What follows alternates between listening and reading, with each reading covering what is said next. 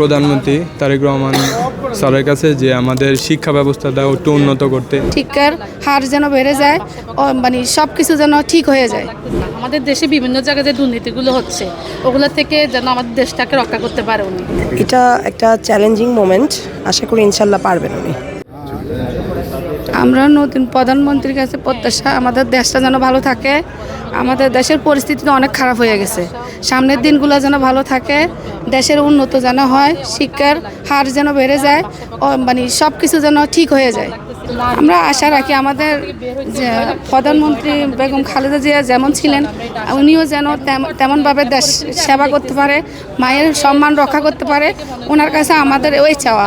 নারীদের বেলা তো উনি করবেই, কিন্তু এখন প্রথম কাজ হচ্ছে উনি দুর্নীতিমুক্ত করা। আমাদের দেশে বিভিন্ন জায়গায় যে দুর্নীতিগুলো হচ্ছে ওগুলো থেকে যেন আমাদের দেশটাকে রক্ষা করতে পারে উনি। এটা আর হচ্ছে শিক্ষার বেলা বলেন, নারীদের বেলা বলেন, আর আমাদের সব নারী না শুধু বাংলাদেশের সব জনগণের জন্য উনি যেন একটা শান্তির ব্যবস্থা করে, আমরা যেন এখন চলাফেরা করতে শান্তি পাই।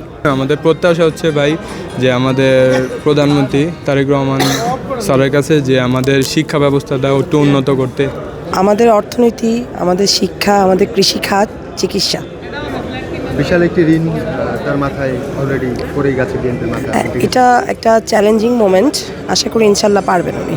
ওনার প্ল্যানিং অনুযায়ী একটু গুছানোভাবে চলতে হবে আর কি। 35 বছর পর একজন পুরুষ প্রধানমন্ত্রী পেয়েছেন, কি মনে হচ্ছে? ভালো লাগছে পরিবর্তনটা, খালি চোখে অনেক কিছু দেখা যাচ্ছে, মনে হচ্ছে যে সামনের সময়টা খুব ভালো যাবে ইনশাল্লাহ।